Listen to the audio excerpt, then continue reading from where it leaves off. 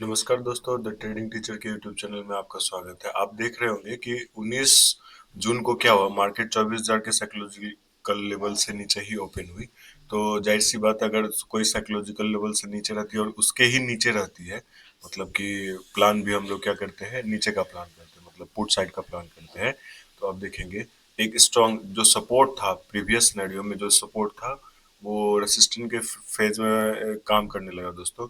फिर क्या हुआ कि यहाँ से तो कोई एंट्री नहीं मिल पाया, क्योंकि मैं जब भी एंट्री लेता हूँ तो रिटेस्ट में लेता हूँ। मान लीजिए कि ये ओपन हुई, ऐसे गई, इसके अगेंस्ट दोबारा अगर यहाँ पे कहीं टेस्ट करती है इस लेवल पे, जैसे देखिए स्ट्रॉन्ग, यहाँ पे आप देखेंगे तो एक बेयरिश कैंडल बना है, बेयर सिंगल फिल का। तो ये दोबारा इस लेवल को टच करेगी, मतलब कि जो 23,980 990 के आसपास आती, तो मैं प्लान करता था। एक्चुअली यहाँ से क्या हुआ, ये वाला एंट्री प्रॉपर यहाँ से लेके यहाँ तक तो मेरी कोई एंट्री प्लान नहीं हो पाई दोस्तों।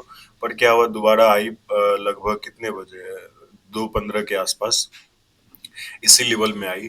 तो मैंने यहाँ से पुट साइड का प्लान किया दोस्तों। तो पुट साइड का प्लान किया, प्रॉपर सही ठीक ढंग से आ रही थी। जैसा ही आप देखेंगे इस लेवल को 23,900 को टच के मैंने एग्जिट कर दिया। पता है क्यों? क्योंकि तीन तीन मिनट के टाइम फ्रेम में मैंने इसको देखा, तो यहाँ पे एक इनडिसीजन कैंडल बना था और अगला कैंडल 3 PM का बनने वाला था। तो 3 PM के टाइम क्या होता है, या तो वो बेयरिश होता या तो फटता। पर 3 मिनट के टाइम फ्रेम में मैंने देखा कि इनडिसीजन है, तो मैंने एग्जिट किया। तो पॉइंट अच्छा आया, उसमें कोई दिक्कत नहीं है। पर क्या हुआ कि मैं रिवर्स प्लान नहीं कर पाया, क्योंकि अगर मैं रिवर्स प्लान करता तो प्रॉपर मुझे बाइंग साइड अच्छा खासा मूवमेंट देखने को मिलता, लगभग 80-90 पॉइंट का।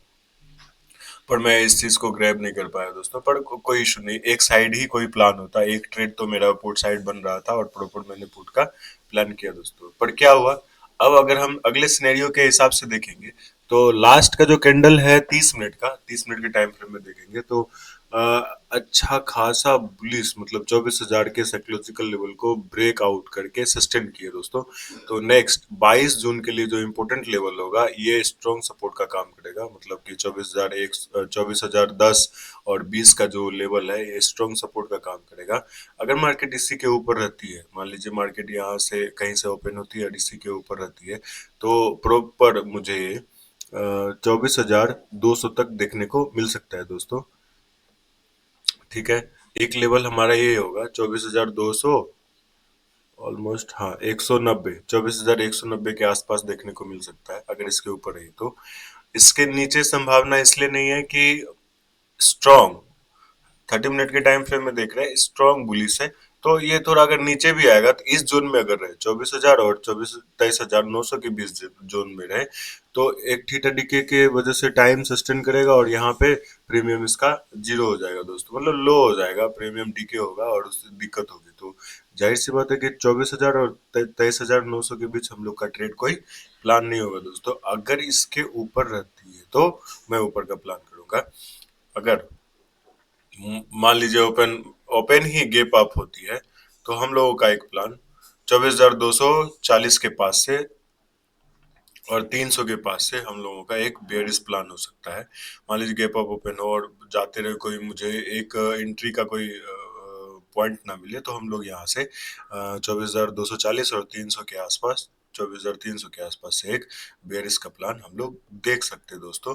अगर यहीं आसपास कहीं से एंट्री मिलती है तो उसके हिसाब से, अगर मान लीजिए गैप अप और गैप डाउन होता है, तो 30 मिनट के टाइम फ्रेम में हाई लो मार्क करके आप उनके एंट्री लेवल और एग्जिट लेवल को निकाल सकते हैं दोस्तों।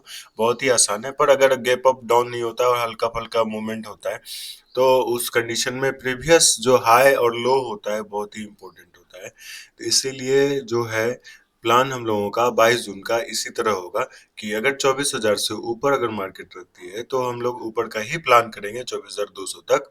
और ऊपर से अगर गैप अप ओपन होती है, तो कहीं ना कहीं अगर इस लेवल में आती है 24,240 और 24,300 280 के आसपास, तो यहाँ से एक अगर स्ट्रॉन्ग कोई बेयरिश कैंडल बनता है इस जोन में, तो हम लोग नीचे का प्लान 24,000 तक देख सकते हैं दोस्तों। ठीक है, आज के लिए बस इतना ही। धन्यवाद।